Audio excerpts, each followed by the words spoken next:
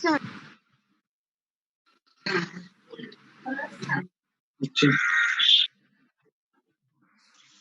যাও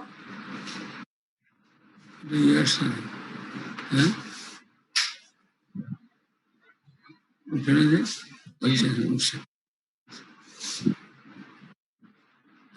ungroup even number of observation এখানে median is equal two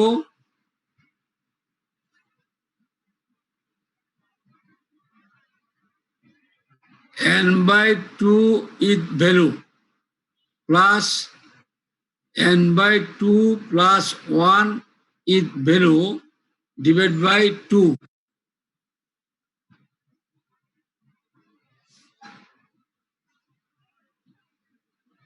এটাকে আরেকভাবে লেখে এভারেজ ভ্যালু অফ এই সেন্টেন্সটা লেখছো হ্যালো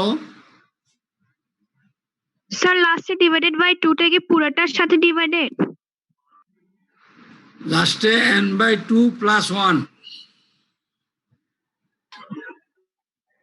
1 ব্র্যাকেট শেষ ইট ভ্যালু ডিভাইড বাই 2 ভ্যালু এটাকে লেখা হয় নিচে লেখো আবার এভারেজ ভ্যালু অফ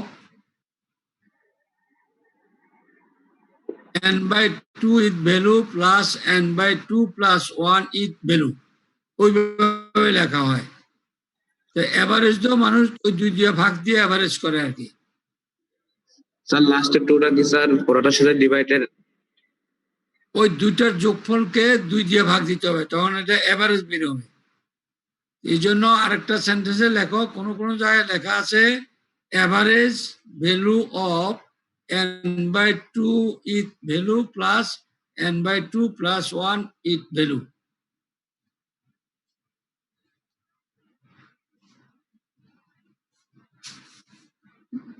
দেখা হয়েছে স্যার ইভেনটা আরেকবার বলেন প্রথম থেকে হ্যাঁ স্যার ইভেনের ওটা আরেকবার বলেন ungroup even number of observation ungroup number of observation median is equal two ফর্মুলাটা লেখো লেখছো এটা এই ফর্মুলা লেখছো তোমরা জি স্যার এইটাকে ওই বাই 2 না দেখে অন্যভাবে এভারেজ ভ্যালু অফ ওই দুইটা তো আমি তোমাদেরকে লেখা আলাদাভাবে দেখাইছি 2 দিয়া ভাগ দিয়া 2 দিয়া ভাগ না দিয়া লেখে এভারেজ ভ্যালু অফ ওই ফর্মুলাটা 2 দিয়া ভাগ না দেখে পরে ওই যখন ফর্মুলার তুমি সলিউশন করা কোনো প্রবলেম তখন 2 দিয়া ভাগ দেয় আর কি আর নাহলে তুমি এটাই রাখতে পারো অনেক সময় এভারেজ ভ্যালু অফ বলে আর কি এটা মনে রাখো এই ফর্মুলা এইটাই আনগ্রুপ ইভেন নাম্বার অফ অবজারভেশনের মিডিয়ানের এটা হলো ফর্মুলা এখন আমরা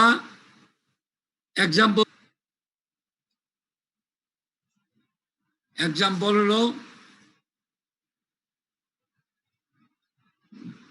এখানে কিছু অবজারভেশন দেওয়া আছে এখানে হবে find out the median from the given observation তোমরা ওটা লিখতে পারো এক্সাম্পলের সামনে লিখতে পারো find out the median of given observation দেখছো ইয়েস স্যার এক্সাম্পলের সামনে লেখো find the median of the following observations are 5 10 7 12 7 ওই এখানে লেখা আছে ফাইন্ড আউট দ্য মিডিয়ান এটা প্রথম লিখতে পারো find out the median of the following observations observation হলো 5 10 7 12 7 এখন সলিউশন দেখো solution here number of observation is 5 equal to odd number. Here number of observation 5 is equal to odd number.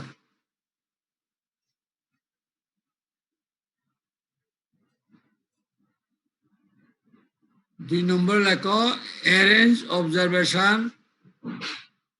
as ascending order. As ascending order. 5, 7, 7, 10, 12.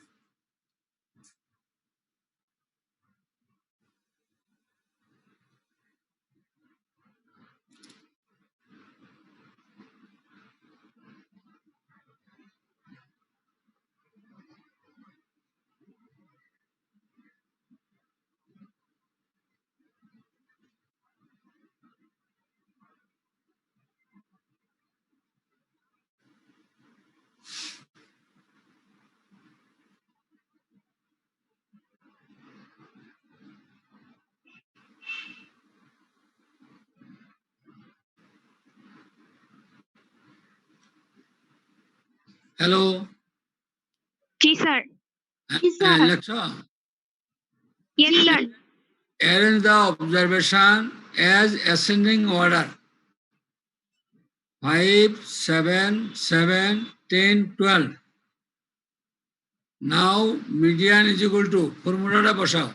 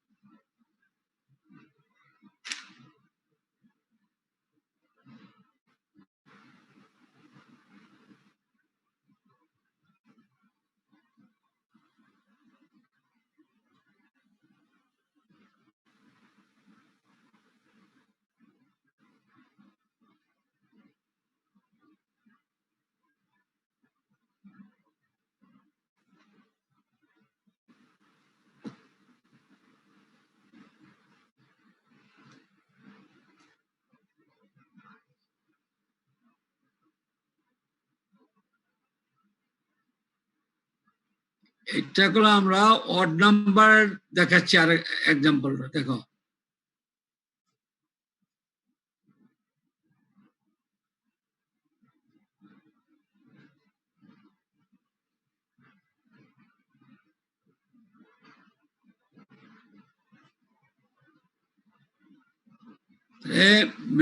m is equal to n plus 1 divided by 2 with value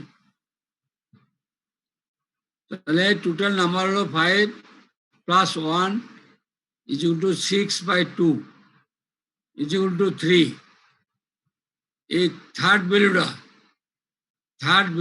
তাহলে ascending অর্ডারের ওখানে অবজারভেশনের 3 নম্বরে কত আছে 7 এই third ভ্যালুটা এই 7 হলো mean so median is equal to 7 so median is equal to 7 এটুকু বুঝছো জি স্যার। এগুলো করলাম তোমার এসি কোতে দিয়া দেয় প্রবলেম দিয়া দেয় তখন সলভ করতে হবে measures the central tendency of the following 8% data ওইটা দিয়ে দিবে ESR of 8% অথবা blood pressure of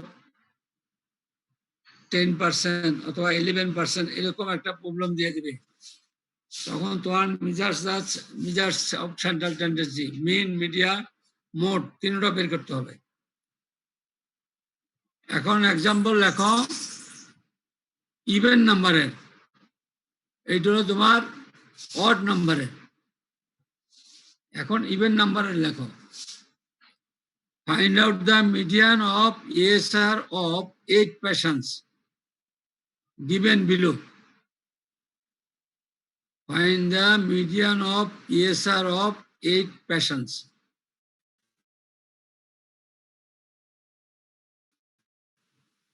Given below 6, 10, 4, 3, 9, 11, 22, and 18.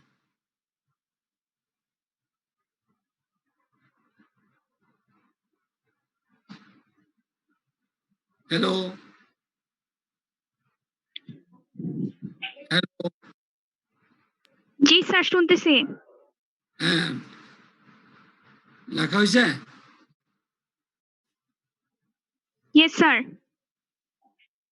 হ্যাঁ, 6, 10, একটা ডিজিট ভুলে গেলে, একটা ডাটা ভুললে তোমার এই রেজাল্ট মিলবে না। প্রবলেমে যে ডাটা দেওয়া থাকবে, যে ম্যাগনিচিউডে, ওই ম্যাগনিচিউড ঠিক রাখতে হবে। এই জন্য ভালো করে দেখে প্রশ্ন থেকে যখন তুমি অ্যান্সার শিটে লিখবা, ওইভাবে দেখে লিখবা, যেমন ভুল না হয়। ম্যাগনিচিউড ভুল হলে যোগফল ভুলে যাবে, রেজাল্ট ভুলে যাবে। তারপর লেখো solution. Here number of observation 8, মানে এটা ইভেন নাম্বার। ইভেন মানে জোর, জোর সংখ্যা। Here number of observation 8 means even number.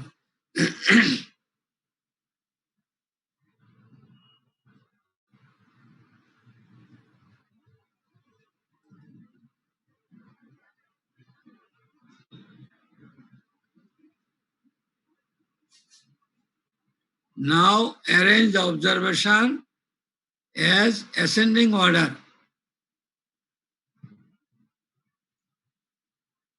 সলিউশনটা ঠিক এভাবে নিয়ে নিবা। Now arrange observation as ascending order.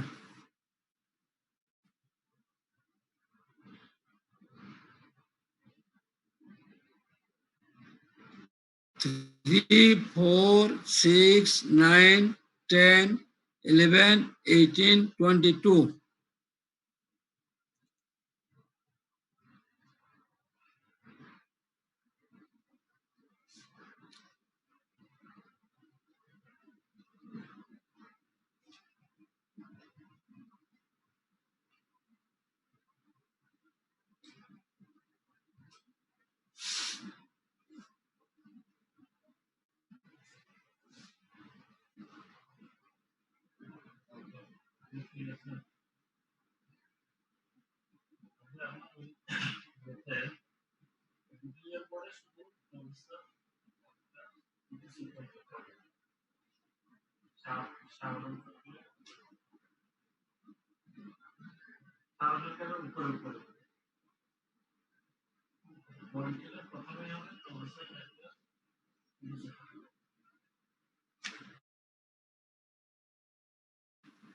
Yes sir. এখন তোমরা লেখো median is equal to M is equal to average, ওই ফর্মুলাটা লেখো। আগে একটা ফর্মুলা দিছিলাম না, জি স্যার। ওই ফর্মুলা লেখো।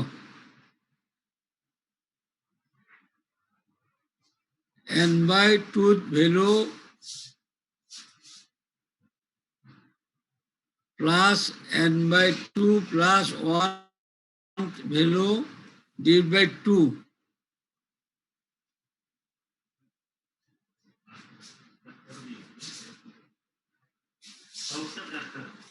ওই যে কথা বলছিলাম, average of n/2 R n/2 plus 1 বলছিলাম না একটা সেন্টেন্স পরে, এইটা এখানে লিখছি আর কি। এইটা না লিখে তুমি সরাসরি ওই ফর্মুলা লিখে দাও। মিডিয়ান এম সরাসরি আঁকে দাও। Median M is equal to ওই ফর্মুলাটা আঁকো, ওই ফর্মুলা লেখো। ফর্মুলাটা লেখলে তোমার অঙ্ক করতে সুবিধা হবে, ক্যালকুলেট করতে সুবিধা হবে। লেখো।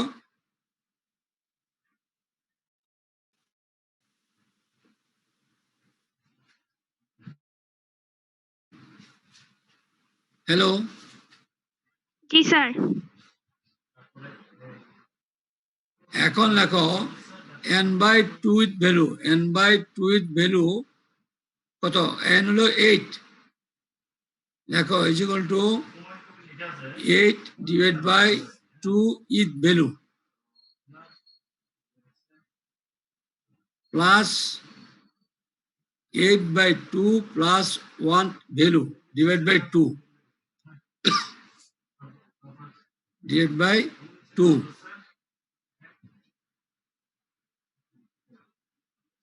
তুমি এভারেজ রেখেও করতে পারো আর এভারেজ ছেড়ে দিয়ে শুধু ফর্মুলা দিয়ে করতে পারো তাহলে 8/2 মানে 4 ফোর্থ ভ্যালু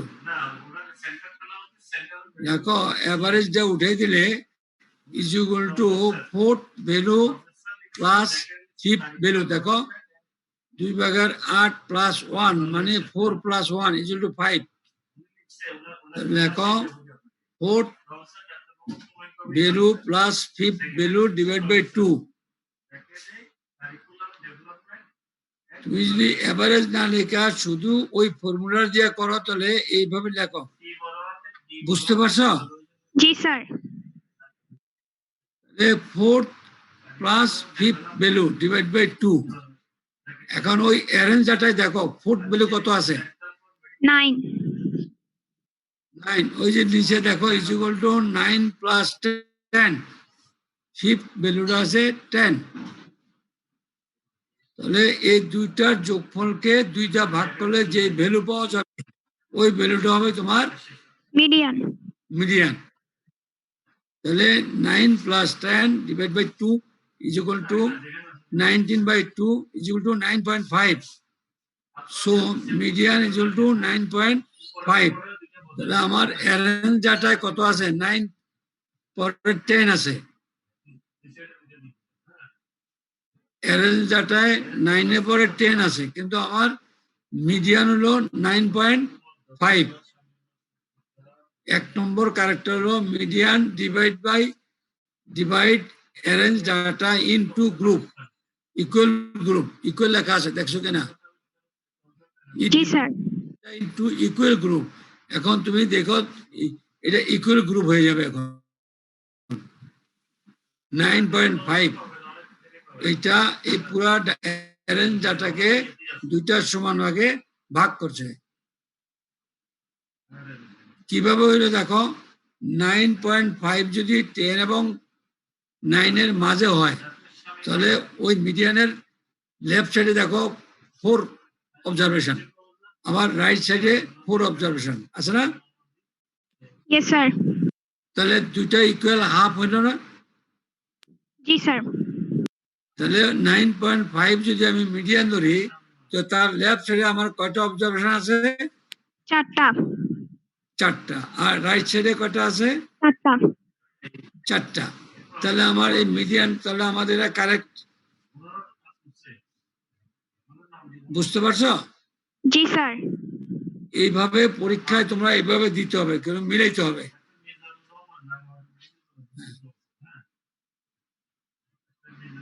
ইয়ে কি ফারজানা এই ফারজানা মহিউদ্দিন এই ফারজানা ডাকো ফারজানা হ্যালো জি স্যার শুনতেছি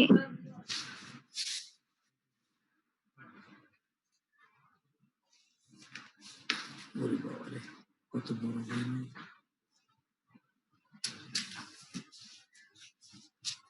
তোমাদের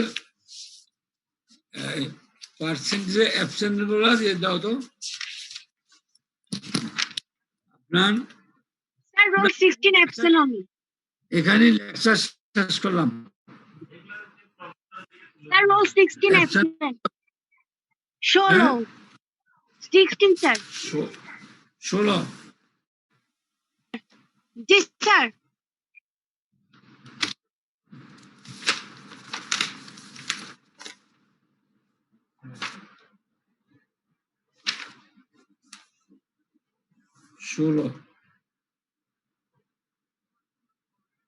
এরপরে বলো স্যার আর বাকি যারা আছে তাতে কারেন্ট চলে গেছে তো জানাইছে শুধু একজনই অ্যাবসেন্ট 16 ঠিক আছে তোমরা কেউ যাবে না এখন এখন আরেকটা ক্লাস শুরু হবে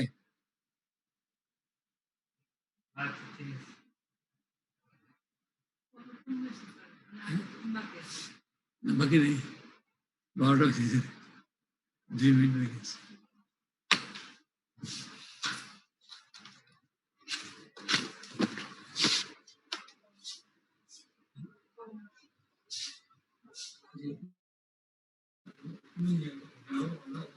चौबीस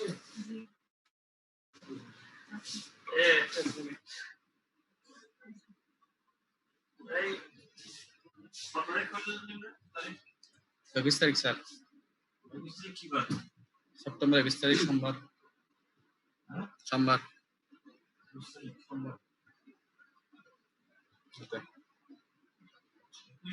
उन्नीस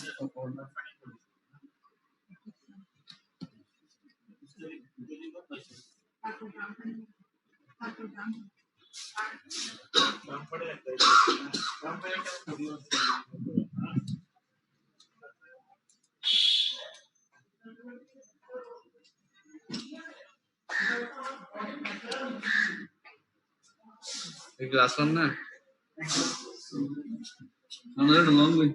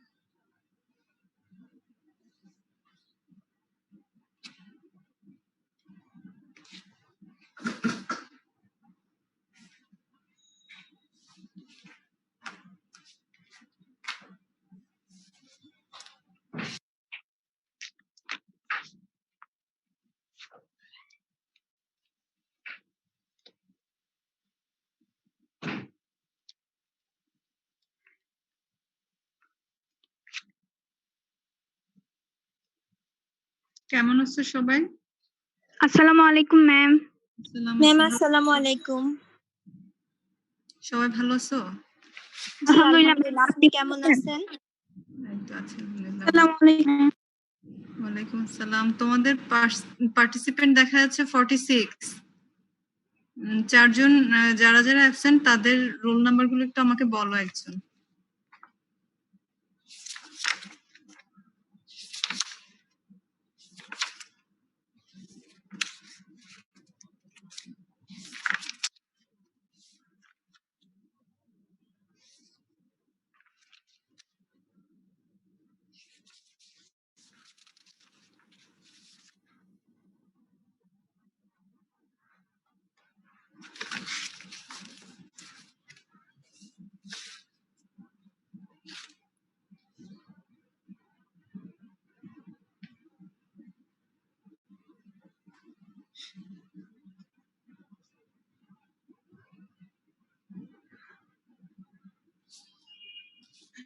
অ্যাবসেন্ট কে কে?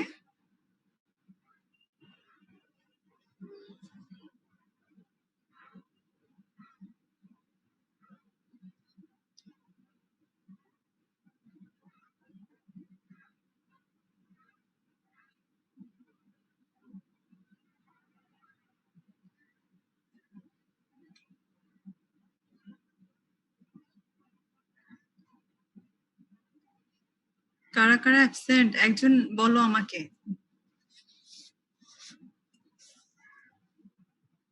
দেখতেছো কেউ?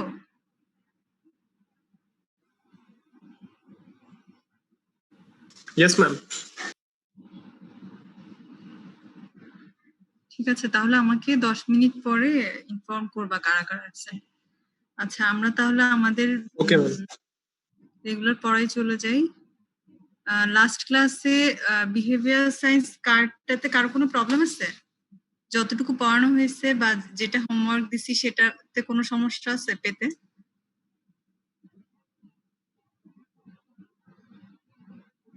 No ma'am. আচ্ছা ঠিক আছে, তাহলে তোমাদের তোমাদের কার্ড ফাইনালের ডেট কি তোমরা জানছো? না ম্যাম। আচ্ছা, তোমাদের কমিউনিটি মেডিসিন কার্ড ফাইনাল হবে 21 তারিখ 22 তারিখ 2 দিন। আর 23 তারিখ 24 তারিখ হবে তোমাদের ফরেনসিক মেডিসিন কার্ড ফাইনাল। ঠিক আছে, আর তাহলে তোমরা এখন থেকে সেভাবে প্রিপারেশন নেওয়া শুরু করো। তোমাদের ফার্স্ট প্রফের কি ডেট দিয়ে দিছে? Ma'am no ma'am. আচ্ছা, তাহলে আর এখন দেখা যাচ্ছে 9 মিনিট বাকি আছে, পরে সবাই আবার জয়েন হতে হবে। এখানে যে কজনকে আমি দিব সবাই জয়েন করবা, কেউ যেন মিসিং না হয়। আচ্ছা ঠিক আছে, আমরা আজকে একটা নতুন কার্ড শুরু করব। কার্ডটা হচ্ছে medical entomology, card number 4। Ma'am, community medicine যে কার্ডগুলো হবে ওগুলোর নাম্বারগুলো কোনটা কোনটা? এই যে যতগুলো পড়ানো হলো, ম্যাম এখানে তো মানে 3টা কার্ড শেষ করা হয়েছে। আমার কার্ড 3টা। স্যার অনেকগুলো শেষ করছে, আপনি শেষ করছেন। হ্যাঁ, আমার কার্ড আজকে যেটা শুরু হবে সেটা সবগুলোই সহ হবে ম্যাম? 3টা। হ্যাঁ হ্যাঁ, সবগুলোই হওয়ার কথা। তোমাদের ফার্স্ট টার্মে টোটাল 8টা কার্ডকে, ঠিক আছে? এই 8টা কার্ডের মধ্যে 4টা কার্ড সম্ভবত তোমাদের আগে হয়েছে। 4টা কার্ড না, 3টা কার্ড আগে হয়ে গেছে। এখন বাকি যে 5-6টা কার্ড, 5টা না 4টা অথবা 5টা কার্ড, সেগুলো হচ্ছে এখন হবে। ঠিক আছে, বায়োস্টেট কার্ডটাও সম্ভবত তোমাদের এখন, তাই না? জি ম্যাম। আচ্ছা, বায়োস্টেট কার্ডটা খুব ইম্পর্টেন্ট, এটা একটু সবাই মনোযোগ দিয়ে পড়বে। এটা তোমার সারা জীবনই লাগবে। তুমি কমিউনিটি মেডিসিন পাস করে ফেলো, এরপরে তুমি যেখানেই যাও, যে সাবজেক্টেই পোস্ট গ্রাজুয়েশন করতে যাবা, সব জায়গায় লাগবে। এটা ছাড়া তুমি কোনোভাবেই মেডিকেল প্রফেশন তুমি রান করতে পারবে না। আচ্ছা, তাহলে ম্যাডাম জি বলো। ম্যাডাম আরবানাইজেশন আর গ্লোবালাইজেশন শর্ট নোটে কি কি লিখবো? শর্ট নোটে হচ্ছে আরবানাইজেশন বলতে কি বোঝায় সেটা, তারপর গ্লোবালাইজেশন বলতে কি বোঝায় শর্টলি এটা লিখবা। আর হচ্ছে ইফেক্ট, মেইনলি তোমাদেরকে লিখতে হবে কি কি ইফেক্ট পড়ছে আরবানাইজেশনের জন্য, রোড ট্রাফিক অ্যাক্সিডেন্ট বাড়ছে, তারপরে পলিউশন বাড়ছে, তারপরে হচ্ছে যা যা কিছু দেখতে পাচ্ছ, ঠিক আছে, সবকিছু। ওভার ক্রাউডিং এর কারণে কিছু ডিজিজ হয়, যেমন ধরো টিউবারকুলোসিস এর কারণ মেইনলি ওভার ক্রাউডিং। তারপর কন্টাজিয়াস ডিজিজ গুলো বেড়ে যাচ্ছে। এই ধরনের যে যে ইফেক্ট গুলো আছে ওগুলো লিখবা। শর্ট নোট 2টা মিলে তোমাকে খুব বেশি লিখতে হবে না, ঠিক আছে? বইতে পাইছো এটা, এই টপিকসটা? একটু বই পার্ক অথবা রশিদ কবির হায়দার খুললে পেয়ে যাবা। আচ্ছা, মেডিকেল এন্টোমোলজি, এই কার্ডটা খুবই ইম্পর্টেন্ট কার্ড। তুমি যদি বর্তমান পার্সপেক্টিভে চিন্তা করতে যাও তাহলেও খুবই ইম্পর্টেন্ট, কারণ এন্টোমোলজিতে আমরা আলোচনা করব হচ্ছে ডিজিজের এজেন্ট যেগুলো থাকবে সেগুলোই, ঠিক আছে? তবে এখানে কিছুটা সিলেক্টিভিটি আছে। এন্টোমোলজিতে টোটাল ম্যাম এই ক্লাসের অ্যাবসেন্ট গুলো একটু নিয়ে নেন ম্যাম। 5 জন ম্যাম। রোল 5,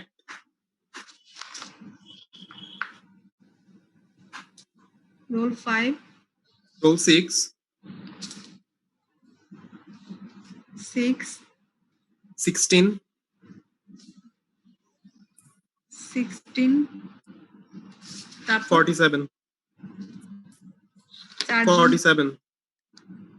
জি ম্যাম, রোল 42 জানাইছে ম্যাম, ওনা কি ছিল, নেটওয়ার্ক প্রবলেম হয়েছে। আচ্ছা, ঠিক আছে।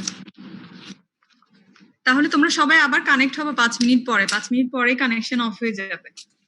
তোমাদের মেডিকেল এন্টোমোলজি কার্ডটাতে টোটাল আইটেম হচ্ছে 5টা। কার্ডটা ছোট, আমাদের মোটামুটি 3টে ক্লাসে এটা শেষ হয়ে যাবে। তবে এটা খুবই ইম্পর্টেন্ট একটা কার্ড তোমাদের। আমি যে কয়েকটা কার্ড পড়ালাম সেখানের মধ্যে আমি আবার একটু ওভারভিউ করে দিই। প্রথম যেটা ছিল health communication and health education. এখানে হচ্ছে তোমাদের হেলথ এডুকেশনের কন্টেন্ট গুলো ইম্পর্টেন্ট। তারপর হচ্ছে কিছু ব্যারিয়ারের কথা বলছিলাম, মনে আছে?